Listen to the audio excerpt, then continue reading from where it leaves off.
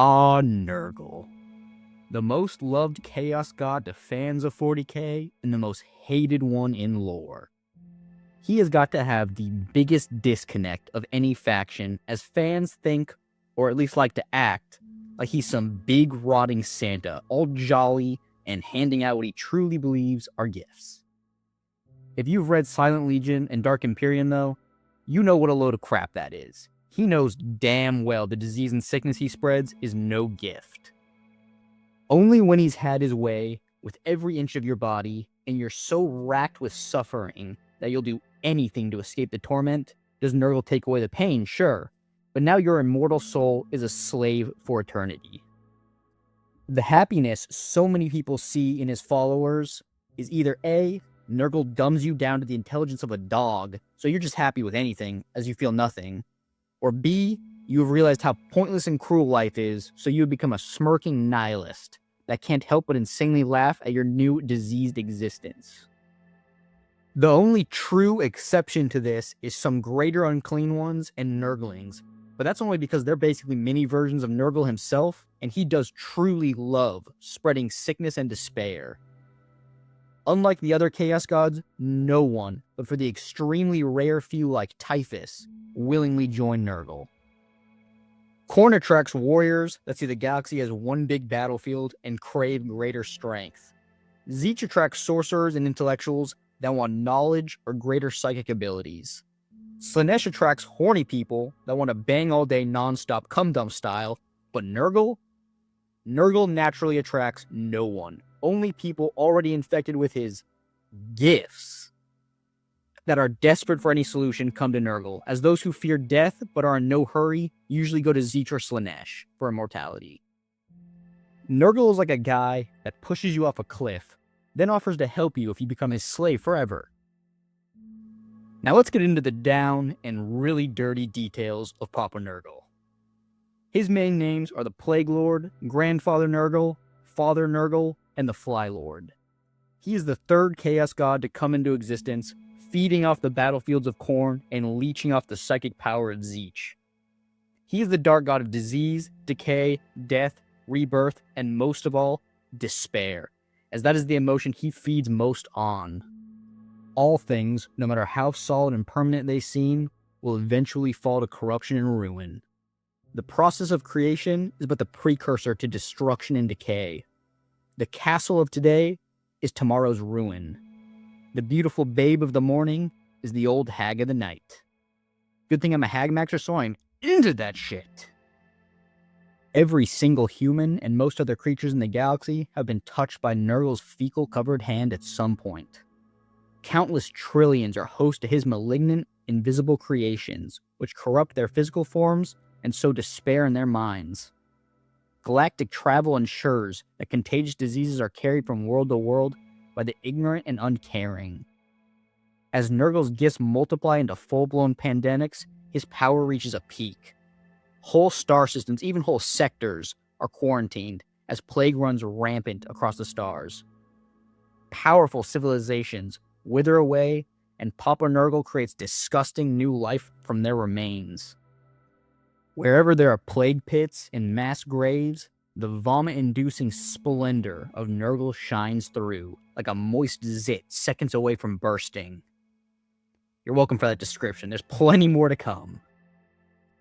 Fun fact, NURGLE is in possession of the Eldari goddess Isha, whom he rescued from Slaanesh. He then imprisoned her in his realm where he uses her for his experiments. With her divine powers of healing, Isha quickly regenerates from these tests, but depending on how long that takes, tells NURGLE what he wants to know. If pleased with his concoction, he'll dump his cauldron down a massive rotted drain, where it will rain onto a mortal world, and if displeased, he'll chug all the curdled liquid and vomit it back into the cauldron to restart.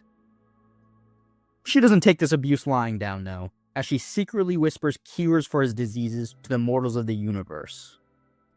There is no action or outcome that does not further NURGLE's aims.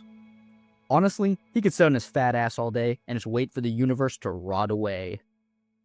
He would quickly grow bored, though, and loves too much adding his own personal chef's kiss to the suffering of mortal kind. From deep within his black mansion, which we'll go over in a bit, he brews contagion, both physical plagues and sickly ideas. He welcomes the resistance of those who attempt to deny him, for each time they erect, God, what am I, 12? Defenses against his advances, he learns new ways to get around those barriers. Each cure breeds newer, more powerful diseases, which is probably why he lets Isha whisper her little cures from his cum jar. Most victories for Nurgle's enemies are temporary, and come at a cost so great that it leaves the defenders wide open to receive a mouthful of sewage straight out of Nurgle's ass. Resistance to Poxfather is doomed. Change is a delay, nothing more. Running in denial only by time, and time has no meaning in the realm of chaos. Advanced races have forgotten a truth that primitive people understand far better. That life is struggle. To enjoy the morning, you must endure the night. Even the decrepit form of the Emperor of Mankind, sat upon his golden throne, is a testament to Nurgle's truth. Here's a quote from one of the batshit few that actually likes Nurgle. I gazed at his magnificence, my vision completely filled with his glorious girth. All around me was flesh and smiling flies. Within his bulk I spied lesser minions suckling on his leaking entrails. At his feet, pools of pus and other bodily fluids gathered, in which his children splashed and played with glee. It was a blessing to behold such glory and joy. It was with great sadness that I awoke in a world filled with imperial dogma and rules.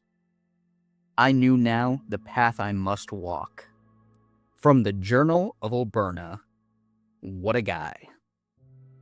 Whereas other gods are associated with dozens, even hundreds of depictions, there are far fewer variations on the appearance of the Plague Father. Legends and tales pretty much always describe him as if an obese Disney girl and a lifelong Redditor had a child. I'll give you a sec to think on that, and then purge that image from your mind. His skin is leathery and necrotic, its surface covered in sores, swelling pimples, and oozing wounds. Internal organs bulging with decay spill through ruptured skin to hang like pus-filled rancid grapes around his vast stomach. He is like a mountain of rotting flesh filled with nurglings that hike around inside him like a vor fetishist's wet dream. The plague god is always surrounded by flies the size of horses, as beneath his fingernails maggots lay their eggs that periodically burst open and spill their disgusting contents. Though they try their best to embrace each day, those who serve Nurgle must accept their eventual death, yet also believe with equal certainty in their rebirth. This belief brings great relief to his followers. There's a funny part in the book series Dark Imperium, which I'll def do a video on at some point, where Guilliman is killing demons with the Emperor's Sword, which is one of the only ways to permanently kill demons, who usually are just banished for a time into the warp.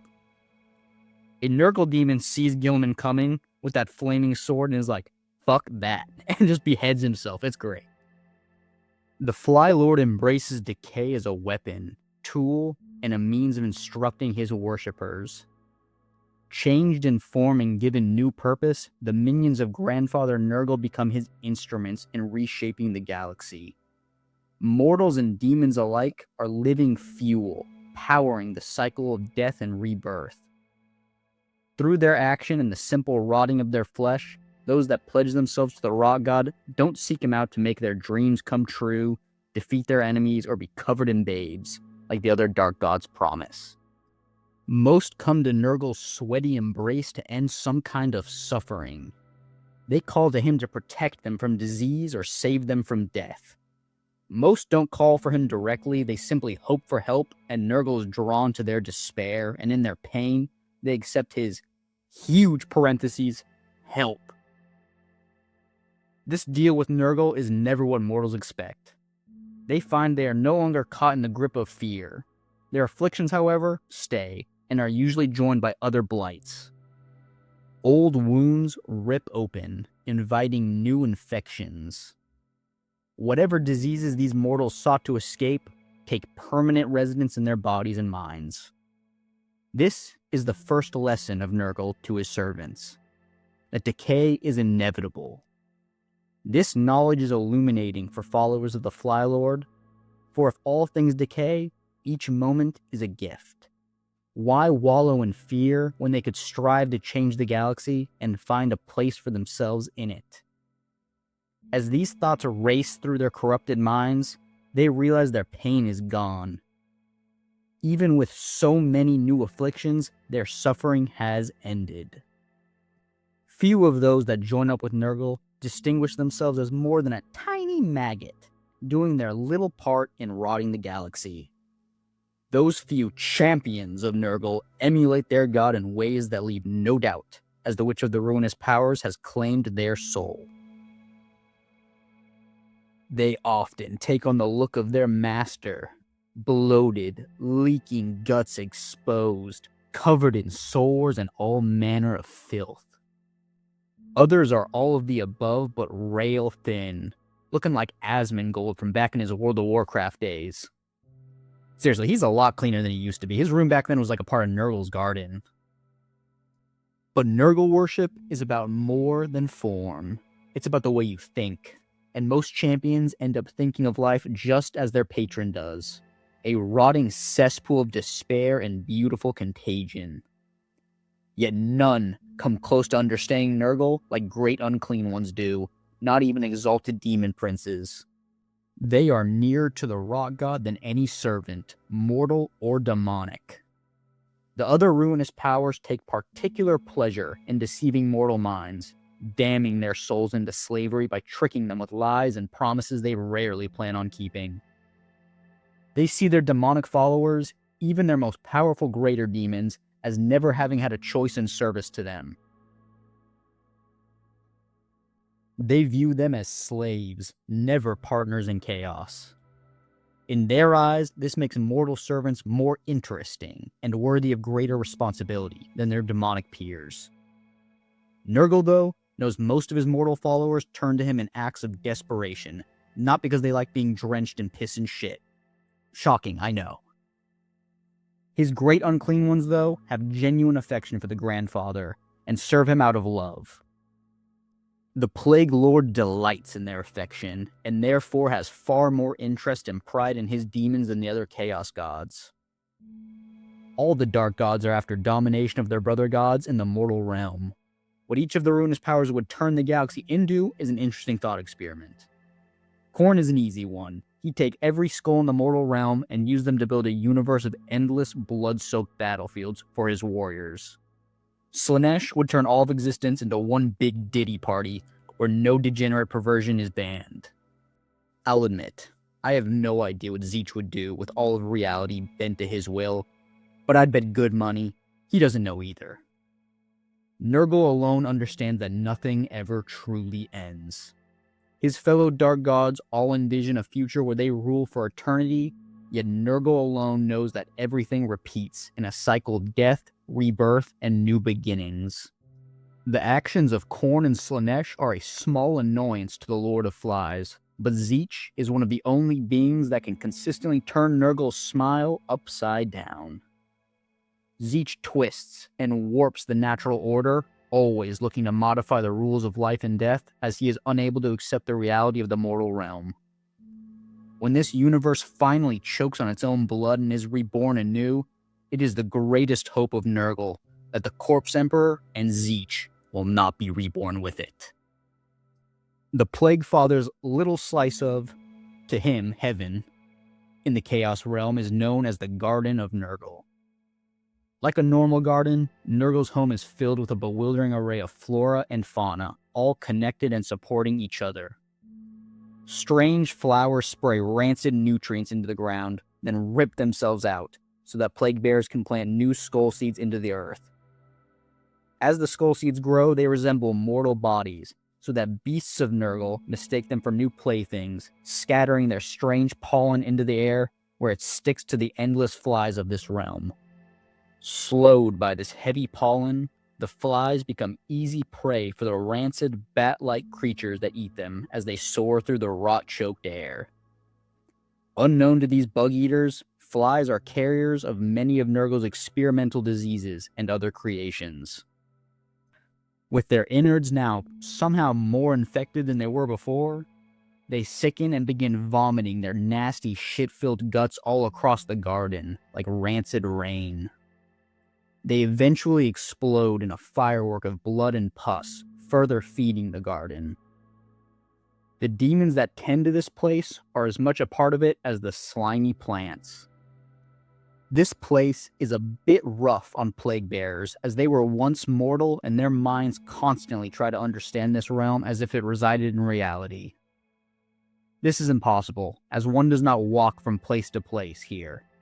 They go where the garden calls them. Still, plague bearers are the closest thing a NURGLE, sorta mortal, can be to happy. Chilling in a warm piss pond or getting a real deep tissue massage by maggots crawling through their bodies. Ah, truly heaven. One would find many wonders if they visited, such as fields of tongues sprouting from the earth, each one infected by a different disease, or my personal favorite, which is an entire forest of trees made completely of Eldari flesh, constantly oozing their tears. There really is no end to the, wonders of this realm, and any visitors lucky enough to visit will be tested mentally and obviously physically. When Grandfather NURGLE's diseases are strong in the mortal realm, his garden blooms with fresh filth, growing into the lands of the other ruinous powers. War follows, with the other Chaos Gods getting mad that all their stuff is literally getting pissed on. From war springs the richness of life, like shredded organs and loose bowels, all of which get eaten up, yum yum, by NURGLE's garden. The Rock God's realm will eventually recede, but after feeding well, it will grow in peace for a time until it once again invades the other Chaos realms.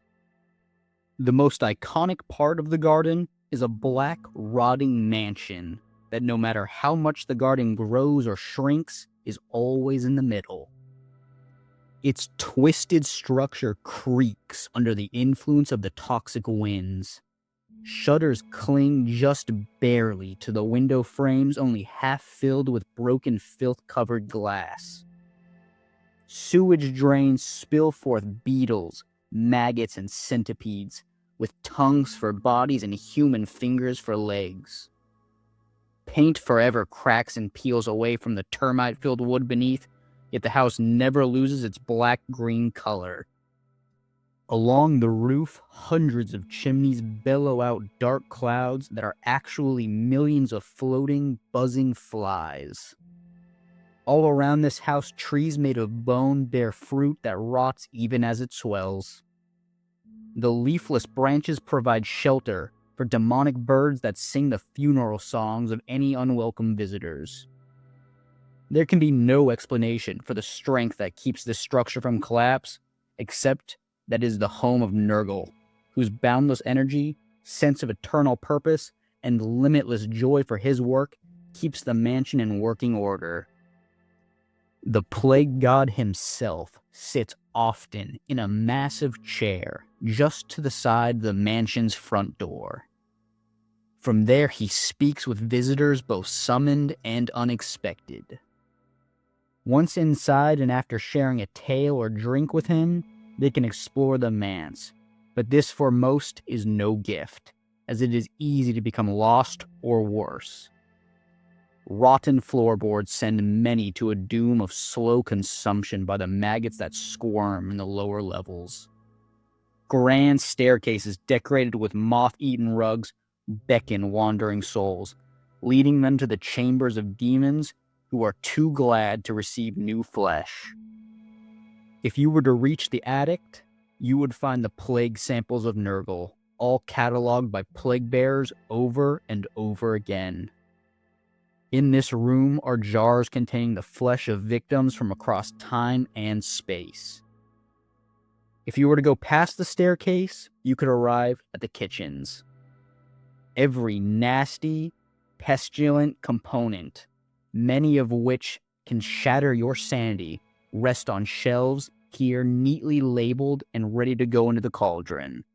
A wise guest moves on quickly from here, as those that linger could easily become an ingredient for the cauldron themselves, as NURGLE is a creative being and can seldom resist the urge to add visitors to his concoctions. NURGLE is unique in how he views his realm. Khorne rarely leaves his throne, he just shouts orders to his generals. Slaanesh hardly ever leaves her palace of pleasure, as she is the ultimate pillow princess. Tzeentch really doesn't care about his fractured lands, as he spends his time scheming in realms beyond his own. NURGLE, though, loves his garden dearly and regularly walks around it. His favorite spot is known as the Deathbeds, as this is where many travelers and invaders get stuck in mud that sucks them down, preserving them for future use. Here, the Plague God indulges in the stories of faraway worlds. Those that entertain him enough are transformed into basically a plague bomb and sent to the world they described to the Rock God. Truly, a gift fit for a king.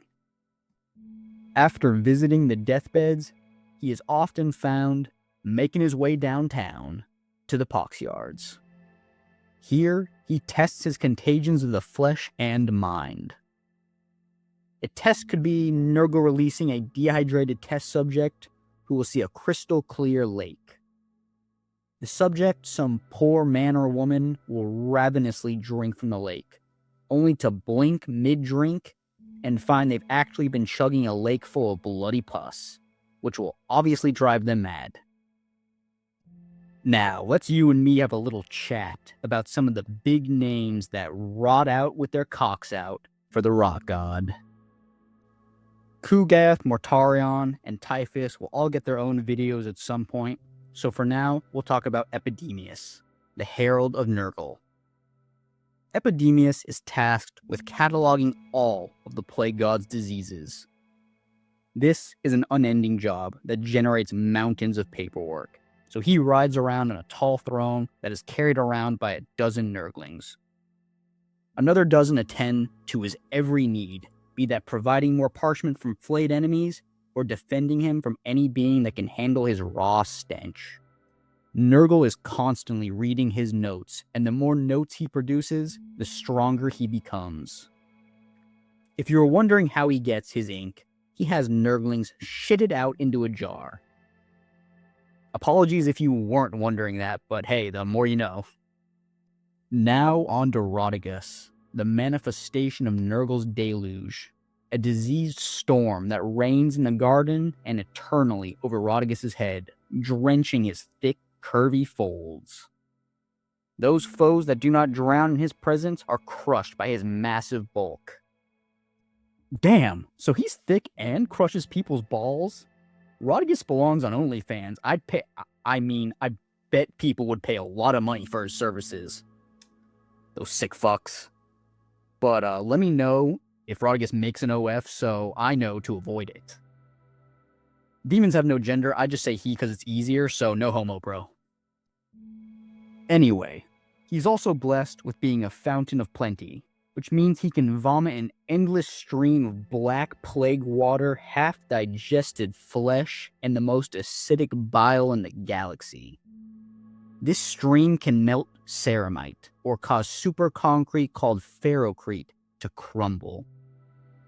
With these defenses, Rotigus is confident in carrying nothing but his gnarl rod, a branch from the hornbeam tree, NURGLE's favorite plant.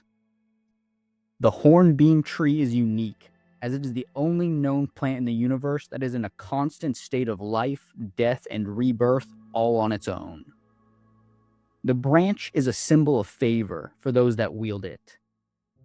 Old Rottiguts was given it when during a war with Khorne, he stopped a huge firestorm from spreading to NURGLE's mansion with the biggest rainstorm he had ever summoned, saving his master. Yay him. Should've let him burn. When I started this video, I was a serious NURGLE hater. But I gotta say, the fat bastard has grown on me, like one of his rancid sores. Next video is all about my personal fave Chaos God, Slaanesh. Because let's be real, she's everyone's favorite. Not just for the obvious reasons, but because she fucking claps Eldar ass on the reg. Until then, I'll see you on the next one.